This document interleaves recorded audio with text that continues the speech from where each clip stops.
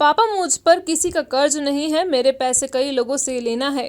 कोई कहे कि मुझसे मांगता है तो वह झूठ बोल रहा है। शायद यही आखिरी शब्द सिंधी समाज के युवा व्यवसायी गोविंद रामचंदानी के थे। सिंधी समाजजनों की मांग के बाद पुलिस युवा व्यवसायी गोविंद रामचंदानी के मामले में गंभीरता से जांच कर रही है। इस मामले में तफ्तीश के लिए शनिवार देर रात एडिशनल एसपी रूपेश द्विवेदी जिवाजीगंज थाने पहुंचे थे।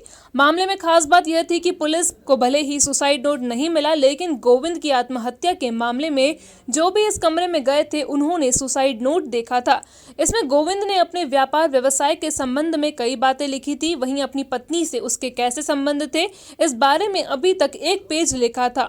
उस समय कमरे में मौजूद लोगों ने सुसाइड नोट के स्क्रीनशॉट भी लिए थे, लेकिन बाद में पूरे मामले को दबा दिया।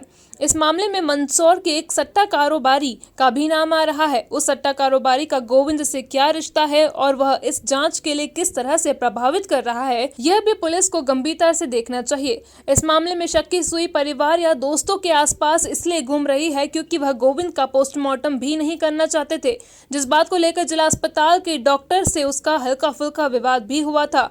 तफ्तीश में सामने आया है कि गोविंद की मौत घटना 22 सितंबर की सुबह की है। गोविंद के भाई और पड़ोसियों ने उसे घर के कमरे में लटका देखा। तत्काल उसके आसपास के मित्र और ससुराल पक्ष के लोग मौके पर पहुंचे। गोविंद ने काले रंग के दुपट्टे से फांसी लगाई थी, जिसे काटकर भाई हरीश और मित्र उसे लेकर जिला चिकित्सालय पहुंचे, जहां ससुर लक्ष्मण दास पमनानी ने डॉक्टर से फांसी की बात छुपाते हुए कहा कि वह इस अवस्था में कमरे में सोया मिला, शायद अटैक आया है। गोविंद की जीभ बाहर थी और कान गर्दन लटके हुए थे, जिसे देखकर ही डॉक्टर समझ गए थे कि उसने फांसी लगाई है। लेकिन ससुराल पक्ष के लोग उसे अटैक और सामान्य मौत बताकर पोस्टमार्टम नहीं करने के लिए दबाव बनाते रहे, जिन पर ड्यूटी डॉक्टर भड़क गए और सभी को इमरजेंसी रूम से भगा दिया और गोविंद को पोस्टमार्टम के लिए भेज दिया गया।